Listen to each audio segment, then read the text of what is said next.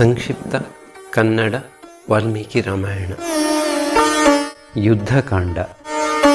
ಸ್ವಲ್ಪ ಹೊತ್ತಿನ ಮೇಲೆ ಸೀತೆಯು ತನ್ನನ್ನು ತಾನು ಸಂಭಾಳಿಸಿಕೊಂಡು ಗದ್ಗದ ಧ್ವನಿಯಿಂದ, ನನ್ನ ದೊರೆಯೇ, ಸಾಮಾನ್ಯ ಮನುಷ್ಯರು ಸಾಮಾನ್ಯ ಸ್ತ್ರೀಯರಿಗೆ ಹೀಗೆಲ್ಲ ಮಾತನಾಡುವರು.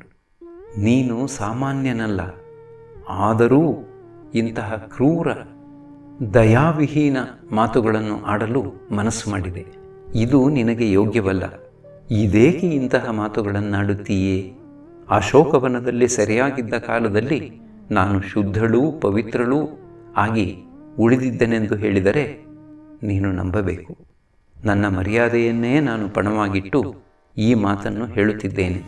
ಕೆಲವು ಹೀನ ನಡತೆಯ ಸ್ತ್ರೀಯರಿಂದಾಗಿ ಇಡೀ ಸ್ತ್ರೀ ಸಮುದಾಯವನ್ನೇ ಅವಮಾನಿಸಲು ನಿರ್ಧರಿಸಿರುವೆಯಾ? ನನ್ನ ಶುದ್ಧತೆಯ ಪರೀಕ್ಷೆ ನಡೆದು ಅದರಲ್ಲಿ ನಾನು ಯಶಸ್ವಿಯಾದರೆ ನಿನ್ನ ಮನಸ್ಸನ್ನು ಹೊಕ್ಕಿರುವ ಈ ಸಂದೇಹ ದೂರವಾಗಬಹುದಲ್ಲವೇ? ಆ ಪಾಪಿ ನನ್ನನ್ನು ಒಮ್ಮೆ ಮುಟ್ಟಿದ್ದರೆ ಅದು ನಾನು ಅಸಹಾಯಳಾಗಿದ್ದಾಗ. ಆ ಪಾಪವನ್ನು ವಿಧಿ ಎನ್ನಬಹುದೇ ವಿನಃ ನನ್ನ ಮೇಲೆ ಹೊರಿಸಲಾಗದು.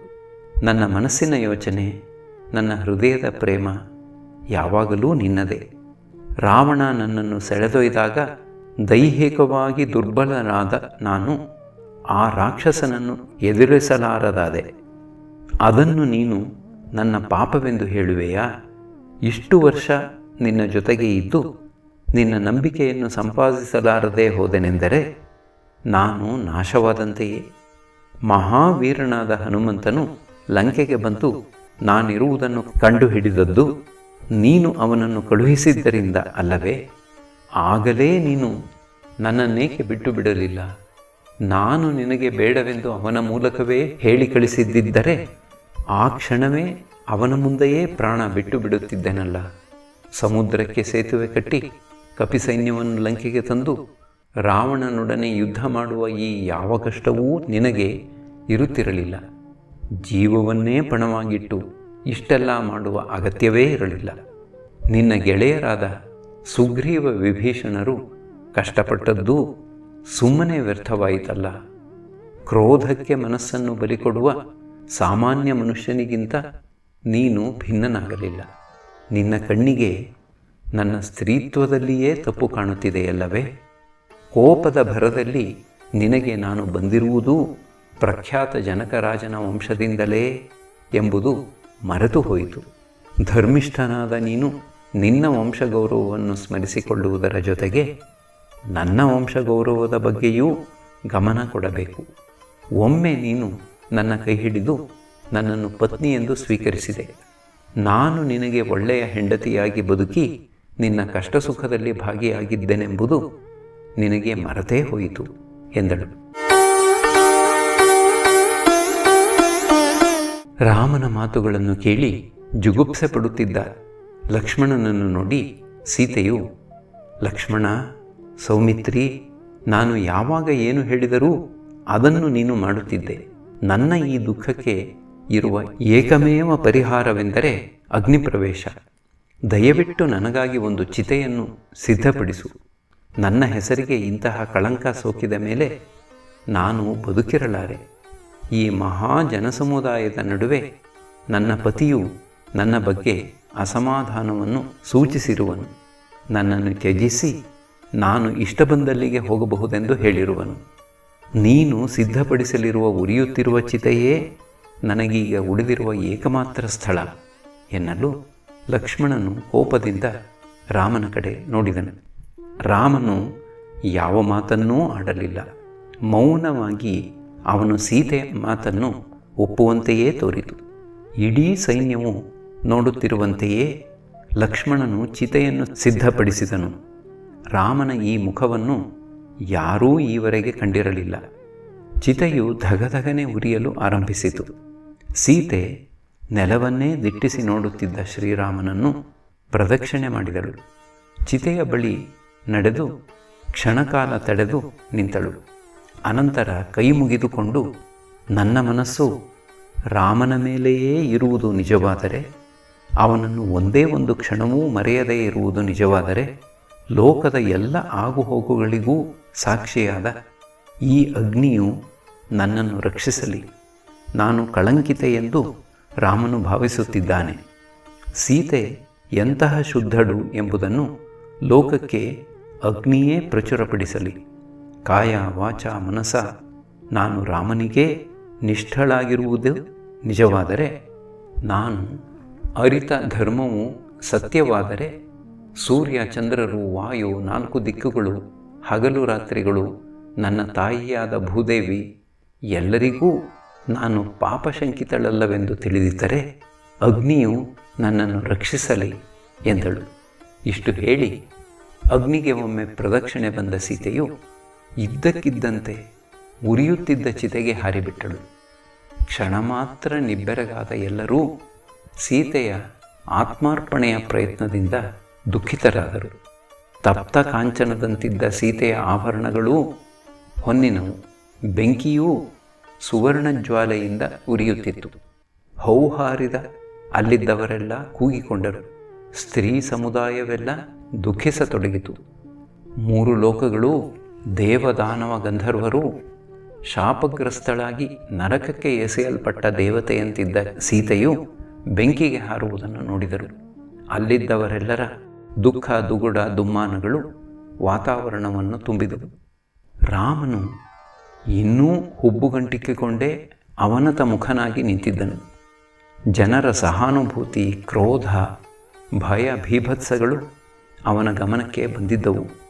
ಆದರೂ ತಲೆ ತಗ್ಗಿಸಿದವನು ಮೇಲಕ್ಕೆತ್ತಲಿಲ್ಲ. ಅವನ ಕಣ್ಣುಗಳು ಕಂಬನಿದುಂಬಿದವು. ಹೃದಯದಲ್ಲಿ ದೊಡ್ಡ ದಾವಾನಲವೆದ್ದಿತ್ತು. ಬ್ರಹ್ಮ, ಮಹಾದೇವ, ವರುಣ, ಯಮ, ಇಂದ್ರ, ಕುಬೇರ ಮೊದಲಾದ ದೇವತೆಗಳೆಲ್ಲ ತಮ್ಮ ತಮ್ಮ ಸುವರ್ಣ ರಥಗಳಲ್ಲಿ ಬಂದು ಅಂತರಿಕ್ಷದಲ್ಲಿ ನೆರೆದರು. ಆಗಮಿಸಿದ ಮಹರ್ಷಿಗಳು ಕೈ ಮೇಲೆತ್ತಿ, ಸೀತೆ ಬೆಂಕಿಯಲ್ಲಿ ಬೀಳುವುದನ್ನು ನೋಡಿಯೂ ಸುಮ್ಮನಿರಲು ನಿನಗೆ ಹೇಗೆ ಸಾಧ್ಯವಾಯಿತು? ನೀನು ವಿಶ್ವದ ಸೃಷ್ಟಿಕರ್ತ, ವಿವೇಕಿಗಳಲ್ಲಿ ವಿವೇಕಿ, ಪುರುಷ ಶ್ರೇಷ್ಠ. ಆದರೂ ಈ ಘಟನೆ ನಡೆಯಲು ಬಿಟ್ಟಿರುವೆಯಲ್ಲ. ನೀನು ದೇವತೆಗಳಿಗೆಲ್ಲ ಮುಂದಾಳು ಎಂಬುದನ್ನು ಹೇಗೆ ಮರೆತೆ? ಲೋಕದಲ್ಲಿರುವ ಶ್ರೇಷ್ಠತೆಯೆಲ್ಲವೂ ನೀನೇ. ಸೃಷ್ಟಿಯನ್ನು ನೋಡಿಕೊಳ್ಳುವವನು ನೀನು. ಆದಿಮೂಲ ಅವಿನಾಶಿ ನೀನು. ಭೂತ ಭವಿಷ್ಯದ್ವರ್ತಮಾನಗಳೂ ನೀನೇ.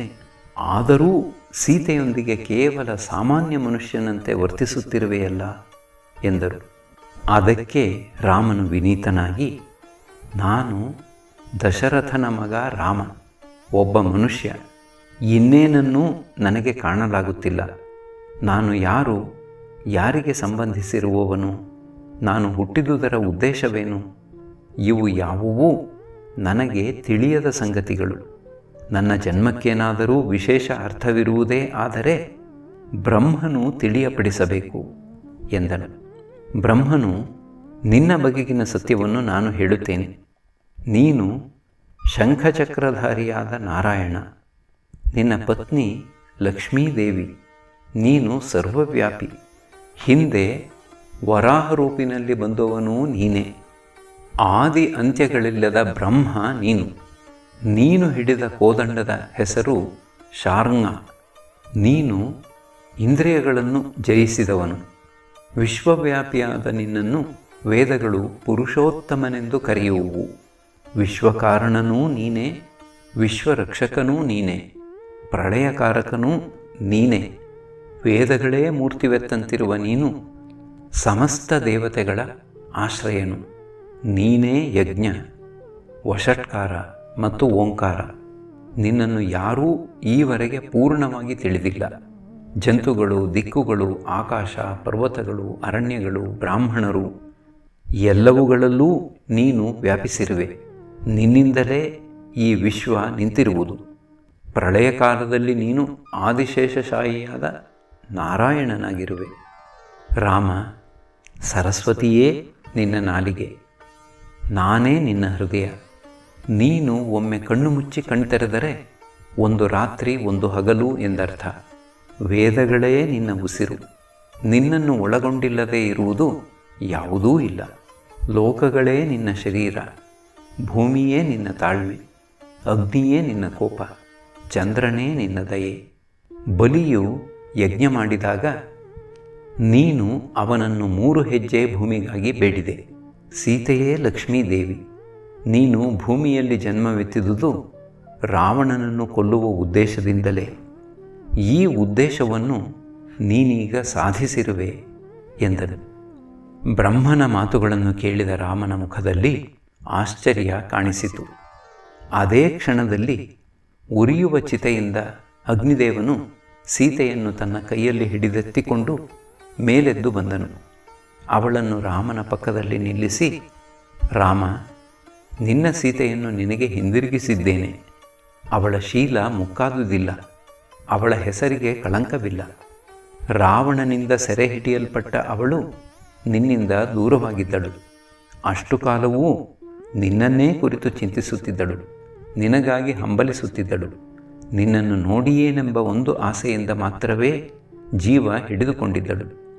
ರಾವಣನು ಅದೆಷ್ಟೋ ಪ್ರಲೋಭನೆಗಳನ್ನು ಒಡ್ಡಿದರೂ ಅವಳು ಅವನ ಮಾತಿಗೆ ಗಮನವೀಯಲಿಲ್ಲ. ನನ್ನ ಮೇಲೆ ಭರವಸೆಯಿಟ್ಟು ಈ ಅನರ್ಘ್ಯ ಸ್ತ್ರೀರತ್ನವನ್ನು ಸ್ವೀಕರಿಸು ಎಂದು ಸೀತೆಯನ್ನು ಅವನಿಗೆ ಒಪ್ಪಿಸಿದನು. ಮೌನವಾಗಿ ನಿಂತಿದ್ದ ರಾಮನ ದುಃಖಪೂರ್ಣ ಕಣ್ಣುಗಳಿಂದ ಕಂಬನಿ ಧಾರಾಕಾರವಾಗಿ ಹರಿಯಲಾರಂಭಿಸಿತು. ಅವನು, ಹೇ ಅಗ್ನಿದೇವ, ಈ ಸೀತೆಯು 3 ಲೋಕಗಳನ್ನೂ ಶುದ್ಧೀಕರಿಸುವಷ್ಟು ಶುದ್ಧಳಾದವಳು. ಬಹಳ ಕಾಲ ರಾವಣನ ಸೆರೆಯಲ್ಲಿದ್ದರೂ ಮಂಜಿನಷ್ಟೇ ಪವಿತ್ರಳು. ಅವಳು ಈ ಶುದ್ಧತೆಯ ಅಗ್ನಿದಿವ್ಯದೊಳಗಿಂದ ಹಾದು ಬರದೇ ಇದ್ದಿದ್ದರೆ ಜನರ ಬಾಯಿಗೆ ನಾನು ಬೀಳಬೇಕಾಗುತ್ತಿತ್ತು. ಜನರು ದಶರಥ ಪುತ್ರನಾದ ರಾಮನು ಪ್ರೇಮದಿಂದ ಕುರುಡಾಗಿ ಇನ್ನೊಬ್ಬನ ಮನೆಯಲ್ಲಿ ವಾಸವಾಗಿದ್ದ ಹೆಂಡತಿಯನ್ನು ಕರೆದುಕೊಳ್ಳುವ ಮೂರ್ಖತನವನ್ನು ತೋರಿದನು ಎನ್ನುತ್ತಿದ್ದರು. ಜನಾಪವಾದಕ್ಕೆ ಹೆದರುವವನು ನಾನು. ಸೀತೆ ಶುದ್ಧಳೆಂದು ನನಗೆ ಚೆನ್ನಾಗಿ ಗೊತ್ತು. ಅವಳ ಹೃದಯ ಎಂದಿದ್ದರೂ ನನ್ನದೇ ಎಂದೂ ಗೊತ್ತು. ಅವಳ ಹೆಸರಿನಲ್ಲಿ ಕಳಂಕವಿಲ್ಲ ಎಂಬುದೂ ಗೊತ್ತು. ಸತ್ಯವೇ ನನ್ನ ಧರ್ಮ. ಎಲೈ ಅಗ್ನಿದೇವ, ಆದ್ದರಿಂದ 3 ಲೋಕಗಳೂ ಸೀತೆ ಶುದ್ಧಳೆಂಬುದನ್ನು ತಿಳಿಯಲಿ ಎಂಬುದಕ್ಕಾಗಿ ಹೀಗೆ ಮಾಡಿದೆ. ಸೀತೆ ತನ್ನನ್ನು ತಾನು ಕಾಪಾಡಿಕೊಳ್ಳಬಲ್ಲಳು. ಸಮುದ್ರವು ಪ್ರಕೃತಿ ನಿರ್ಮಿತವಾದ ದಡವನ್ನು ಹೇಗೆ ಮೀರುವುದಕ್ಕಾಗುವುದಿಲ್ಲವೋ ಹಾಗೆಯೇ ರಾವಣನು ಅವಳನ್ನು ಏನೂ ಮಾಡುವುದಕ್ಕಾಗುತ್ತಿರಲಿಲ್ಲ. ಆ ಪಾಪಿ ಇವಳನ್ನು ಮುಟ್ಟುವುದಕ್ಕೂ ಸಾಧ್ಯವಿರಲಿಲ್ಲ. ಸೂರ್ಯನಿಗೆ ಅವನ ತೇಜಸ್ಸು ಇದ್ದ ಹಾಗೆ ನನಗೆ ನನ್ನ ಸೀತೆ. ಸಜ್ಜನನಾದವನು ತನ್ನ ಕೀರ್ತಿಯನ್ನು ಹೇಗೆ ಬಿಡಲಾರನೋ ಹಾಗೆ ನಾನು ನನ್ನ ಸೀತೆಯನ್ನು ಬಿಡಲಾರೆ. ನಾನೀಗ ಮಾಡಿರುವುದನ್ನು ಸೀತೆಯು ಅರ್ಥ ಮಾಡಿಕೊಳ್ಳಬೇಕು ಎಂದು ಅಂತರಿಕ್ಷದಲ್ಲಿ ನೆರೆದಿದ್ದ ದೇವತೆಗಳ ಹಾಗೂ ಅಗ್ನಿಯ ಸಮ್ಮುಖದಲ್ಲಿ ತನ್ನನ್ನು ತಾನು ಸಮರ್ಥಿಸಿಕೊಂಡನು. ಸೀತೆ ಅವನ ಪಕ್ಕದಲ್ಲೇ ನಿಂತಿದ್ದಳು. ಮಹಾದೇವನು, ರಾಮ, ನೀನು ಮಹಾವೀರ, ಸರ್ವಶ್ರೇಷ್ಠ ಯೋಧ. ನೀನೀಗ ಸಾಧಿಸಿರುವುದು ಮಹತ್ತರವಾದದ್ದು. ರಾವಣನೊಬ್ಬನಿಂದಾಗಿ ಲೋಕಗಳ ಮೇಲೆ ಕವಿದಿದ್ದ ಕತ್ತಲೆಯನ್ನು ನೀನು ಪರಿಹರಿಸಿದೆ. ನೀನೀಗ ಅಯೋಧ್ಯೆಗೆ ಹಿಂದಿರುಗಿ ಅಲ್ಲಿ ನಿನಗಾಗಿ ಕಾಯುತ್ತಿರುವ ನಿನ್ನ ತಾಯಂದಿರನ್ನೂ ಭರತನನ್ನೂ ಸಮಾಧಾನ ಮಾಡು. ರಾಜ್ಯಾಡಳಿತವನ್ನು ಕೈಗೆ ತೆಗೆದುಕೊಂಡು ನಿನ್ನ ಪೂರ್ವಿಕರಂತೆಯೇ ವಿವೇಕದಿಂದ ರಾಜ್ಯವಾಡು. ಅಶ್ವಮೇಧ ಯಾಗವನ್ನು ಮಾಡುವ ನೀನು ಕೊನೆಗೆ ಎಲ್ಲಿಂದ ಬಂದೆಯೋ ಅಲ್ಲಿಗೆ ಹಿಂದಿರುಗುವೆ. ನೋಡು ರಾಮ, ಈ ವಿಮಾನದಲ್ಲಿ ನಿನ್ನ ತಂದೆ ದಶರಥನಿದ್ದಾನೆ. ಈಗ ಅವನು ಇಂದ್ರಲೋಕದಲ್ಲಿರುವನು. ಬನ್ನಿ, ಇಬ್ಬರೂ ತಂದೆಗೆ ನಮಸ್ಕರಿಸಿ ಎಂದನು. ರಾಮಲಕ್ಷ್ಮಣರಿಬ್ಬರೂ ದಶರಥನಿಗೆ ನಮಸ್ಕರಿಸಿದರು. ಅವನು ಘನವಾದ ಬೆಳಕಿನ ಶರೀರವೋ ಎಂಬಂತೆ ಪ್ರಭಾಯುಕ್ತನಾಗಿದ್ದನು. ಪ್ರಾಣಕ್ಕಿಂತ ಪ್ರಿಯನಾಗಿದ್ದ ತನ್ನ ಮಗನನ್ನು ಭೂಲೋಕದಲ್ಲಿದ್ದಾಗ ಮಾಡುತ್ತಿದ್ದಂತೆಯೇ ತೊಡೆಯ ಮೇಲೆ ಕುಳ್ಳಿರಿಸಿಕೊಂಡು ಮುದ್ದುಗರೆದ ದಶರಥನು, ರಾಮ, ನಿಜವಾಗಿ ಹೇಳುತ್ತೇನೆ ಕೇಳು. ನಿನ್ನನ್ನು ಬಿಟ್ಟು ಸ್ವರ್ಗದಲ್ಲೂ ನಾನು ಸುಖವಾಗಿಲ್ಲ. ನಿನ್ನನ್ನು ವನವಾಸಕ್ಕೆ ಕಳುಹಿಸೆಂದು ಕೈಕೇಯಿ ಹೇಳಿದ ಮಾತುಗಳನ್ನು ನಾನಿನ್ನೂ ಮರೆತಿಲ್ಲ. ಈಗ ನಿನ್ನನ್ನೂ ಲಕ್ಷ್ಮಣನನ್ನೂ ಸೀತೆಯೊಂದಿಗೆ ನೋಡಿ ಸಂತೋಷವಾಗಿದೆ. ಮಂಜಿನಿಂದ ಹೊರಬರುವ ಸೂರ್ಯನಂತೆ ನಾನೀಗ ದುಃಖದಿಂದ ಹೊರಬಂದಿದ್ದೇನೆ. ಮಗು, ನಿನ್ನಿಂದಾಗಿ ನಾನು ಸ್ವರ್ಗದಲ್ಲಿ ಸ್ಥಾನವನ್ನು ಪಡೆದುಕೊಂಡೆ. ರಾವಣನನ್ನು ಕೊಲ್ಲುವ ಉದ್ದೇಶದಿಂದ ದೇವತೆಗಳು ನಡೆಸಿದ ನಾಟಕದ ಘಟನೆಗಳನ್ನು ನಾನೀಗ ಅರ್ಥ ಮಾಡಿಕೊಂಡೆ. ನೀನು ಅಯೋಧ್ಯೆಗೆ ಹಿಂದಿರುಗಿ ಅರಮನೆಗೆ ಪ್ರವೇಶಿಸುವುದನ್ನು ನೋಡುವ ಕೌಸಲ್ಯೆಯೇ ಧನ್ಯಳು. ನಿನ್ನನ್ನು ಪಟ್ಟಾಭಿಷಿಕ್ತನನ್ನಾಗಿ ಮಾಡಿ ನಿನ್ನ ರಾಜ್ಯಾಡಳಿತದಲ್ಲಿರುವ ಅಯೋಧ್ಯೆಯ ಪ್ರಜೆಗಳೇ ಪುಣ್ಯವಂತರು. ಮಗು, ನೀನೀಗ ಸೀತೆ ಹಾಗೂ ಲಕ್ಷ್ಮಣರೊಡನೆ ಅರಣ್ಯದಲ್ಲಿ 14 ವರ್ಷಗಳನ್ನು ಕಳೆದಿರುವೆ. ನಿನ್ನ ವನವಾಸದ ಅವಧಿ ಮುಗಿದಿದೆ. ನೀನು ನನಗೆ ಕೊಟ್ಟ ವಚನವನ್ನು ಪಾಲಿಸಿರುವೆ. ನಿನ್ನ ಶೌರ್ಯ ದೇವತೆಗಳಿಗೆ ಪ್ರೀತಿಯಾಗಿದೆ. ಕೀರ್ತಿವಂತನಾಗಿರುವ ನಿನ್ನ ಮೇಲೆ ಸದಾ ನನ್ನ ಆಶೀರ್ವಾದವಿರುತ್ತದೆ. ಸೋದರರನ್ನು ಜೊತೆಯಲ್ಲಿರಿಸಿಕೊಂಡು ರಾಜ್ಯವಾಳುತ್ತಾ ದೀರ್ಘಾಯುವಾಗಿ ಬಾಳು ಎಂದನು. ರಾಮನು, ತಂದೆಯೇ, ಕೈಕೇಯಿ ನನ್ನನ್ನು ವನವಾಸಕ್ಕೆ ಕಳುಹಿಸಿ ಭರತನಿಗೆ ಪಟ್ಟಾಭಿಷೇಕ ಮಾಡಬೇಕೆಂದು ಕೇಳಿದ್ದಕ್ಕಾಗಿ ನಿನಗೆ ಅವರುಗಳ ಮೇಲೆ ಕೋಪವಿದೆ. ಆ ಕೋಪವನ್ನು ಮರೆತು ನೀನು ಅವರುಗಳನ್ನು ಕ್ಷಮಿಸಿ ಮನಃಶಾಂತಿ ಪಡೆಯಬೇಕು ಎಂದು ಕೇಳಿಕೊಳ್ಳುತ್ತೇನೆ ಎನ್ನಲು ದಶರಥನು ಹಾಗೆಯೇ ಆಗಲಿ ಎಂದನು. ಅನಂತರ ಲಕ್ಷ್ಮಣನನ್ನು ತೊಡೆಯ ಮೇಲೆ ಕೂರಿಸಿಕೊಂಡು, ಸೀತಾರಾಮರ ಮೇಲಿನ ನಿನ್ನ ಭಕ್ತಿಯಿಂದ ನನಗೆ ಸಂತೋಷವಾಗಿದೆ. ನೀನು ಧರ್ಮ ಮಾರ್ಗವನ್ನು ಅನುಸರಿಸಿದ್ದೀಯೇ. ರಾಮನ ಹೆಸರಿರುವವರೆಗೂ ನಿನ್ನ ಹೆಸರೂ ಶಾಶ್ವತವಾಗಿರುತ್ತದೆ. ನೀನು ಸ್ವರ್ಗವನ್ನು ಪಡೆಯುತ್ತೀಯೇ ಎಂದನು. ಸೀತೆಯನ್ನು ಹತ್ತಿರಕ್ಕೆ ಕರೆದು, ಅಮ್ಮ, ಈಗ ತಾನೇ ನನ್ನ ಮಗನ ಆಡಿದ ಕ್ರೂರ ವಾಕ್ಯಗಳಿಗಾಗಿ, ನಿನ್ನ ವಿಧಿಯ ಬಗ್ಗೆ ಅವನು ತೋರಿದ ಔದಾಸೀನ್ಯಕ್ಕಾಗಿ ಅವನ ಮೇಲೆ ಸಿಟ್ಟಾಗಬೇಡ.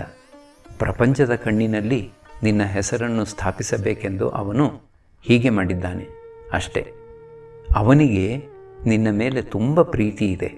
ಈ ಪ್ರಪಂಚವಿರುವವರೆಗೂ ನೀವಿಬ್ಬರೂ ಸುಖವಾಗಿರಿ ಎಂದನು. ಅನಂತರ ದಶರಥನು ಸ್ವರ್ಗಕ್ಕೆ ಹಿಂದಿರುಗಿದನು. ಸಂತೋಷ ಸಂಭ್ರಮಗಳಿಂದ ಇಂದ್ರನು ರಾಮನ ಬಳಿಗೆ ಬಂದು, ರಾಮ, ನಾನು ಶರಭಂಗರ ಆಶ್ರಮಕ್ಕೆ ಬಂದಾಗ ನೀನು ಕುತೂಹಲಪಟ್ಟಿದ್ದು ನೆನಪಿದೆ. ನನ್ನ ರಥವನ್ನೂ ನಂತರ ನನ್ನನ್ನೂ ಕಂಡು ನೀನು ಉದ್ರಿಕ್ತನಾಗಿದ್ದೆ. ಆಗ ನಿನ್ನನ್ನು ನಾನು ನೋಡುವುದು ಚೆನ್ನಾಗಿರುತ್ತಿರಲಿಲ್ಲ. ಅದಕ್ಕಾಗಿ ಹಾಗೆಯೇ ಬಂದು ಬಿಟ್ಟೆ. ಈಗ ನಾನು ನಿನಗಾಗಿ ಕಾಯುತ್ತಿದ್ದೆ. ನಿನ್ನ ಶೌರ್ಯವನ್ನು ಕಂಡು ದೇವತೆಗಳಾದ ನಮಗೆಲ್ಲ ಸಂತೋಷವಾಗಿದೆ. ನಿನಗೆ ಬೇಕಾದ ವರವನ್ನು ಕೇಳು, ಕೊಡುತ್ತೇನೆ ಎಂದನು. ರಾಮನು ಸೀತಾಲಕ್ಷ್ಮಣರೊಡನೆ ಕೈ ಮುಗಿದುಕೊಂಡು, ಪ್ರಭುವೇ, ನಿನ್ನ ಪ್ರೀತಿಯ ಮಾತುಗಳಿಗಾಗಿ ನಾನು ಕೃತಜ್ಞ. ನೀನು ಬಂದದ್ದು ನನಗೆ ದೊಡ್ಡ ಗೌರವ. ನನ್ನ ಕಾರಣಕ್ಕಾಗಿ ಸಹಸ್ರಾರು ವೀರ ವಾನರರು ಯುದ್ಧದಲ್ಲಿ ಸತ್ತಿದ್ದಾರೆ. ನನಗಾಗಿ ಜೀವ ಕೊಟ್ಟಿದ್ದಾರೆ. ನೀನು ವರ ಕೊಡುವುದಾದರೆ ಅವರನ್ನೆಲ್ಲ ಬದುಕಿಸು. ಅವರ ತಾಯಂದಿರಿಗೆ, ಮಕ್ಕಳಿಗೆ, ಹೆಂಡಂದಿರಿಗೆ ಸಂತೋಷವಾಗಲಿ. ಅವರೆಲ್ಲ ನನ್ನ ಭಕ್ತರಾಗಿದ್ದು ನನ್ನ ಜೊತೆಯಲ್ಲಿ ಕಷ್ಟಪಟ್ಟು ಕೊನೆಗೆ ನನಗಾಗಿ ಪ್ರಾಣ ಬಿಟ್ಟಿದ್ದಾರೆ. ಅವರೆಲ್ಲ ಬದುಕಿ ಆರೋಗ್ಯವಂತರಾಗಿ ಮೇಲಕ್ಕೇಳಲಿ. ಅವರು ಇನ್ನು ಮುಂದೆ ಎಲ್ಲೇ ಇರಲಿ, ಅಲ್ಲಿ ನೀರು ಫಲಗಳು ಸಮೃದ್ಧವಾಗಿ ಲಭಿಸಲಿ ಎಂದನು. ಇಂದ್ರನು ಸಂತೋಷದಿಂದ ರಾಮನ ಬೇಡಿಕೆಗೆ ಅಸ್ತು ಎಂದನು. ಕಪಿವೀರರೆಲ್ಲ ನಿದ್ರೆ ತಿಳಿದೆದ್ದವರಂತೆ ಮೇಲಕ್ಕೆದ್ದು ರಾಮನ ಬಳಿಗೆ ಬಂದು ನಿಂತರು. ಕೊನೆಗೆ ಇಂದ್ರಾದಿ ದೇವತೆಗಳೆಲ್ಲರೂ, ನಾರಾಯಣ, ವಾನರರನ್ನು ಬೀಳ್ಕೊಟ್ಟು ಅಯೋಧ್ಯೆಗೆ ಹಿಂದಿರುಗು. ನಿನಗಾಗಿ ಕಾತರರಾಗಿ ಕಾಯುತ್ತಿರುವ ಭರತ ಶತ್ರುಘ್ನರೊಂದಿಗೂ ಸೀತಾಲಕ್ಷ್ಮಣರೊಂದಿಗೂ ಬಹುಕಾಲ ರಾಜ್ಯವಾಳು. ಕೋಸಲ ಪ್ರಜೆಗಳು ನಿನ್ನ ಆಳ್ವಿಕೆಯಲ್ಲಿ ಸುಖವಾಗಿರುವರು ಎಂದರು. ದೇವತೆಗಳೆಲ್ಲರೂ ಸ್ವರ್ಗಕ್ಕೆ ಹಿಂದಿರುಗಿದರು. ಅವರ ರಥಗಳೆಲ್ಲವೂ ಕಣ್ಮರೆಯಾಗುವವರೆಗೆ ರಾಮನು ಕೈ ಮುಗಿದುಕೊಂಡು ಅಲ್ಲಿಯೇ ನಿಂತಿದ್ದನು.